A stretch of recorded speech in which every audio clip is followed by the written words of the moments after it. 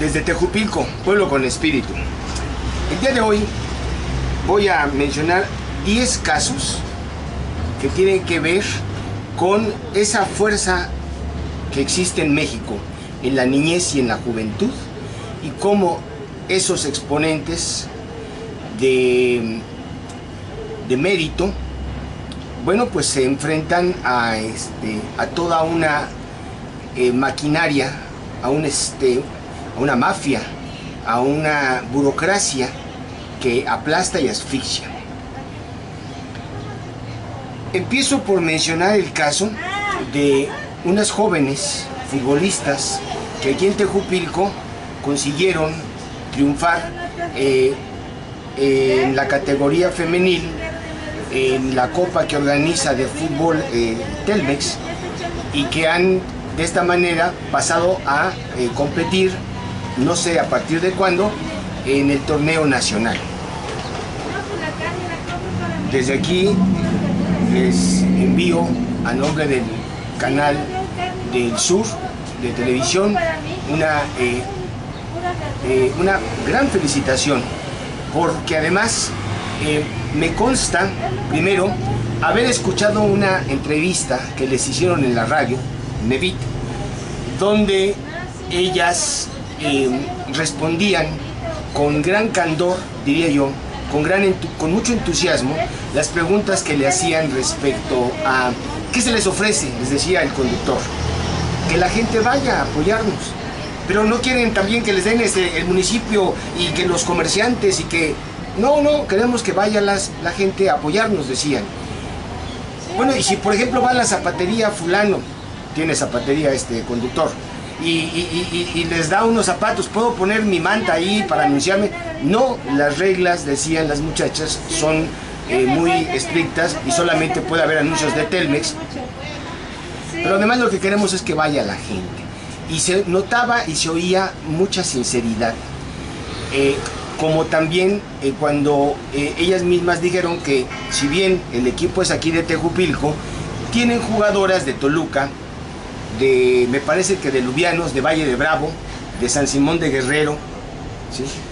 Lo cual hace que todavía sea doble mérito. Sin embargo, después de esa entrevista ya no supe qué fue lo que pasó con el equipo, y solamente me enteré que habían ganado porque el instituto que tiene que ver con la juventud aquí en el municipio, el PRI, ¿verdad?, empezó a boletinar para tratar de agandallarse ese triunfo de estas muchachas meritorio, como si fuera un triunfo del gobierno municipal de Tejupilco, y eso no se vale, ¿sí? Igual pasa con el caso que empezó, a mí me pareció al principio que era un exceso, el de la niña Paloma Noyola. Un buen día sale en la revista Wired, una revista que circula en Estados Unidos y que con ese nombre circula también en México, pero tiene muy poca circulación. En Estados Unidos sí es tiene una amplia cobertura, y que la comparaba con la nueva Steve Jobs. Sí saben, ¿verdad? Steve Jobs, el creador de Apple. Steve Jobs además es el caso, ¿verdad?, de alguien que parte, digamos, de cero para convertirse en el garage de una casa, en una pequeña empresa que se convierte en el monstruo de la tecnología. Bueno, a mí me pareció excesivo, y sin embargo, después hasta me pareció que era una especie de fraude, porque supe que había ido esta niña al programa de Laura Bozo, pero me he metido a revisar informaciones que se han cruzado, y bueno, es impresionante lo que esta niña ha hecho para estar donde está. Vive en Matamoros, en Tamaulipas, en una zona que sería equivalente, quizás mucho peor, a lo que aquí en Tejupilco le llaman Cartolandia, pero ahí hay basura, son basureros al aire libre. La persona que le entrevistó, lo que más repite es el olor fétido a basura en la casa de esta Paloma Noyola. Su padre murió hace un año, y la niña, Paloma, narra cómo él fue el padre quien le enseñó y quien le imbuyó el espíritu para aprender y para saber y para entender las matemáticas, y que ella se comprometió antes de morir con él a estudiar con mucho ahínco, porque es la última de 8 hijos, ¿sí? Entonces tiene 7 hermanos mayores. Su mamá vende tamales los sábados y gana 200 pesos. Sus hermanos no estudiaron y se dedican a la pizca de basura, y ella vive en una pequeña casa, en su habitación comparte con 4 hermanas, pero recibía una beca por parte del municipio de Matamoros de 150 pesos a la semana, y de repente le dejó de llegar, ¿sí? Y luego, en cuanto se supo la noticia de que había aparecido en la revista Wired, inmediatamente corrió un burócrata de estos de porquería de la Secretaría de Educación Pública Federal, el que coordina, el enlace, el coordinador, todos estos puercos, ¿verdad? Y le ofreció darle una beca de 4,000 pesos a través del programa de enlace, y el día que esta niña se presentó con Laura Bozzo declaró pues que no le han dado nada, ¿sí?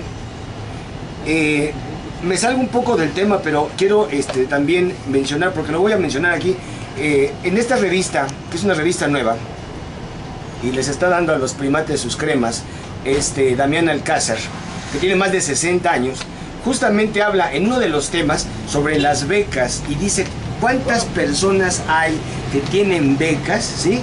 Y que sin embargo no deberían de tenerlas porque no hacen nada, y las becas, en lugar de dárselas a quienes lo necesitan, se las entregan a quienes son o parientes, o relacionados, o compromisos, o son tienen una intención siempre de conveniencia y de corrupción.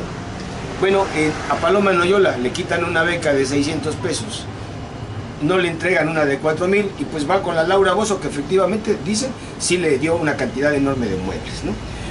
Julio Gómez, a lo mejor no se acuerdan, la momia.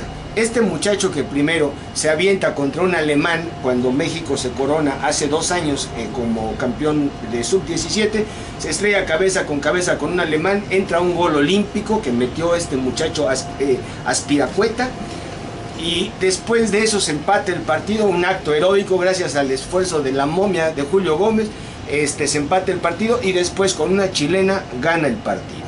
Un verdadero juego épico.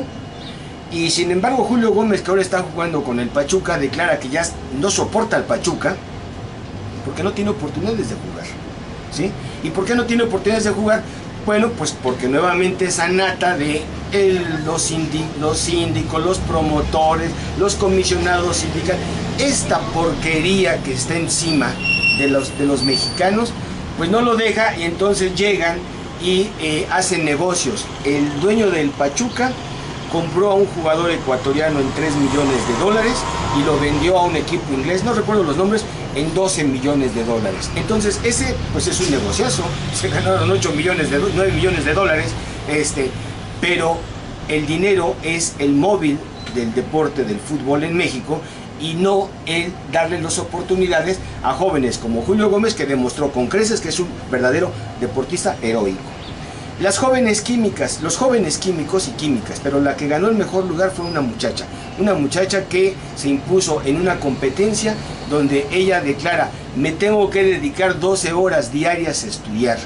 Y esto, valga el reconocimiento, valga la importancia, porque además en México pues la química es una de las materias que ni existe en los planes oficiales públicos, ¿verdad? Hay en algunas particulares, o bien por su propio esfuerzo. Y esto valga para cuánto baboso que en las redes sociales se la pasan poniendo que qué flojera los exámenes, que por qué les tienen que presentar, que qué bueno que ya es viernes, en lugar de darse cuenta que los que estudian en escuelas públicas son gracias a que habemos otros mexicanos que pagamos impuestos, ¿sí? Otro caso que es muy bueno, Bianca, una tapatía verdaderamente de carácter trapío. Bianca fue nombrada para hablar en un evento de líderes empresariales que fue presidido por Enrique Peña Nieto, ¿no? Y entonces, cuando vieron que Bianca traía su propio discurso, se lo quitaron, ¡pum! y le dijeron, no, tú tienes que ir y decirle, Peña Nieto, eres un fregón, eres el gran líder de México. Y Bianca agarró, llegó y empezó a decir su discurso tal cual ella lo tenía escrito. No hay oportunidades, nos aplastan. Entonces ver a esta muchacha, una muchacha muy guapa además, ¿sí? Guapa muchacha, media gordita, y un mequetrefe ahí, quitándole el micrófono, una tras otra, y ella regresándoselo, lo que implica de valor, lo que implica de presión, lo que implica de nervios, lo que implica de amenazas. Una gran mexicana que debemos nosotros todos admirar por su trabajo y por su valor. Igual los niños triquis. Y voy a juntarlos con las niñas de Puebla, dos equipos de niños y niñas que juegan al básquetbol. Los niños más meritorio porque conquistaron un campeonato mundial, pero ya los están candidateando para recibir el Premio Nacional del Deporte, ya los llevaron a Los Pinos, ya se sacó la foto el Peñejo con ellos, ya hay noticias de cuánto mugroso diputado quiere conseguirle una beca a cambio de una fotografía. Los van a joder, pobres, ¿sí?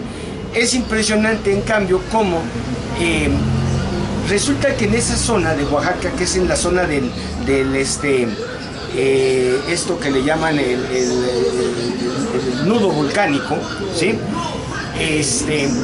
Se dio a la tarea de construir canchas de básquetbol, no tanto por fomentar el deporte, sino para que pudieran aterrizar ahí helicópteros. Y entonces, gracias a esas canchas de básquetbol y a la interesa de varias personas que se han dedicado a preparar a estos muchachos, bueno, pues nos encontramos con que existen ahora equipos que compiten a nivel de todo el mundo, y eso es algo muy, muy importante, ¿sí? La selección de sub-17 que está compitiendo y que empezó este torneo con una derrota de 6-1, pues se ha venido levantando. Ojalá que pronto tengamos buenos resultados. Y termino con el caso del entrenador Vucetich.